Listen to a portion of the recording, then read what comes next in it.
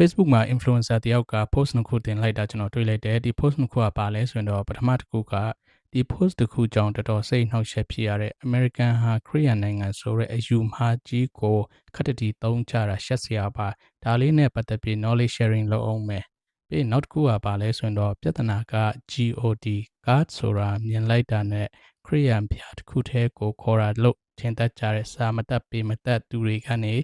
One Nation Under God ကိုခရီးယန်ဖျားကိုယီစုရဖြစ်ကုန်ရောဒီနှစ်ခု post နှစ်ခုတွေ့လိုက်လို့ဒီနှစ်ခုနဲ့ပတ်သက်ပြီးတော့ကျွန်တော်ရဲ့ opinion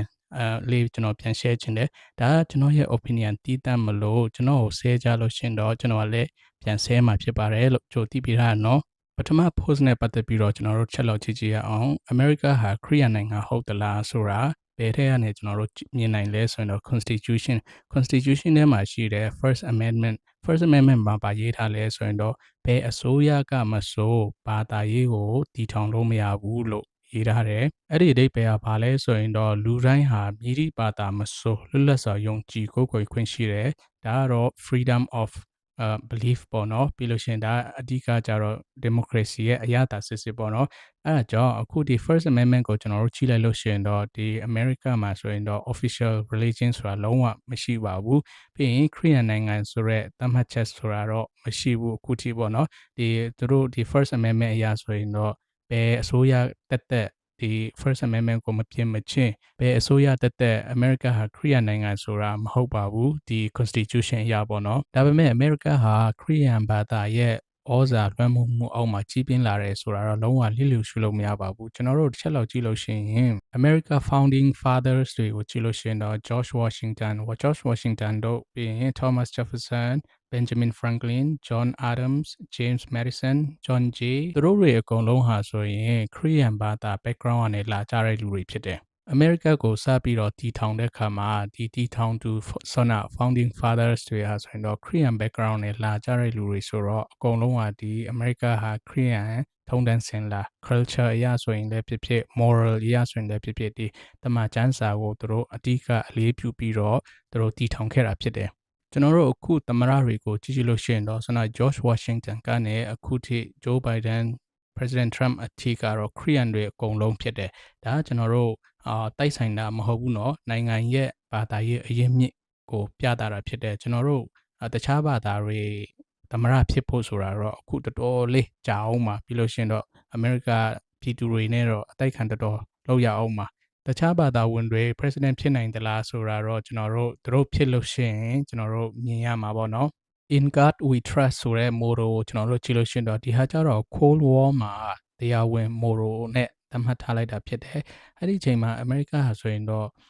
ဖျားမယုံတဲ့လူတွေ community နိုင်ငံတွေထက်ကွဲပြားကြောင်းသူတို့ဖော်ပြခြင်းလို့ပေါ့နော်ဒုတိယ post အနေနဲ့ One Nation Under God နဲ့ In God we trust ဆိုတာကိုကျွန်တော်တို့ချက်လောက်ကြည့်အောင်ဒီမှာလူတွေတော်တော်များက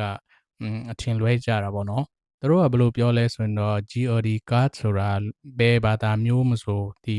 God ကိုသုံးလို့ရတယ်ပေါ့နော်ဒီ English GOD ကိုသုံးလို့ရတယ်ဒါပေမဲ့အဲ့ဒီဆွမ်းနာကျွန်တော်ပြောလို့ပဲ founding fathers တွေရဲ့သူတို့ background တွေအရာဆိုရင်တော့ဒီသူတို့သုံးတဲ့ GOD ကဒီတမန်ကျမ်းစာတွေက GOD God ကိုသုံးလိုက်တာဖြစ်တယ် America ကိုတည်ထောင်လိုက်တဲ့အခါမှာတည်ထောင်သူဖခင်များကဒီ GOD ကိုတမန်ကျမ်းစာတွေကယူရဲဆိုတာဘာလို့ပြောလဲဆိုရင်တော့သူတို့ constitution တွေဘာတွေလုပ်တဲ့အခါမှာအဲ့ဒီ founding fathers တွေကအကုန်လုံးက Christian တွေမလို့ဒီ Christian ထဲကကျမ်းစာထဲက GOD ကိုသုံးလိုက်ခြင်းဖြစ်တယ်ဆိုတာအကုန်လုံးကသတ်မှတ်ထားတာဖြစ်တယ်နီကုန်းအနေနဲ့ပြောချင်တာကြတော့ဆွမ်းနာသူပထမ post တင်ထားတဲ့အရာဆိုရင်တော့ America ဟာခရီးယန်နိုင်ငံဟုတ်သလားဆိုတာကြတော့ဆွမ်းနာ constitution ထဲမှာပါတဲ့ first amendment အရာဆိုရင်တော့ America ဟာခရီးယန်နိုင်ငံဖြစ်တယ်လို့သတ်မှတ်ထားတာမရှိပါဘူးဒါပေမဲ့ America ဟာခရီးယန်လူမျိုးတွေရဲ့ဩဇာလွှမ်းမိုးမှုအောက်မှာကြီးလာတယ်ဆိုတော့ကျွန်တော်တို့လုံးဝညှင်းလို့မရပါဘူးယဉ်ကျေးမှုရဖြစ်ဖြစ်လူမှုရေးရဖြစ်ဖြစ်ဘာသာရေးရဖြစ်ဖြစ်ကျွန်တော်တို့ founding fathers တွေရဲ့ background အရာဆိုရင်တော့ဒီခရီးယန်တွေရဲ့ဩဇာလွှမ်းမိုးမှုအောက်မှာပဲ America ဟာကြီးပြင်းလာတာဖြစ်တယ်ဒါကိုညှင်းလို့ရှိရင်တော့ခင်ဗျားတို့ကသမိုင်းကိုမထီမဲ့မြင်ပြုတ်တယ်လို့ဖြစ်သွားတာပေါ့နော် ဒါကတော့လူတိုင်းပဲသူမဆိုသူတို့ယုံကြည်ကိုးကွယ်ခြင်းတဲ့ဟာကိုးကွယ်လို့ရအောင် freedom of choice ပေးထားတာဖြစ်တယ် democracy ရဲ့အရသာစစ်စစ်ပေါ့နော် America လာတဲ့လူတွေကြတော့ဆွမ်းနာပြောလို့ freedom of choice ရသွားလို့လားမသိဘူးသူတို့က whole rights ဒီ rights တွေရန်တောင်းကြတယ်ကဲနောက်ဆုံးအနေနဲ့ America ဟာဆိုရင်တော့ခရီးယန်လူမျိုးတွေရဲ့ဩဇာလွှမ်းမိုးမှုအောက်မှာကြီးပြင်းလာတယ်ဒါပေမဲ့ဒီ America ကိုခရီးယန်ဘာသာဆိုပြီးတော့သတ်မှတ်ထားတာမရှိပါဘူးဥပဒေရလည်းမရှိပါဘူးကဲဒါကြတော့အခုဆွမ်းနာသူတင်ထားတဲ့ post နှစ်ခုအောက်မှာကျွန်တော်ရဲ့ opinion ကိုပြောပေးတာဖြစ်တယ်เนาะကြည့်စကြပါနောက်မှပြန်တွေ့ကြမယ်เนาะ bye bye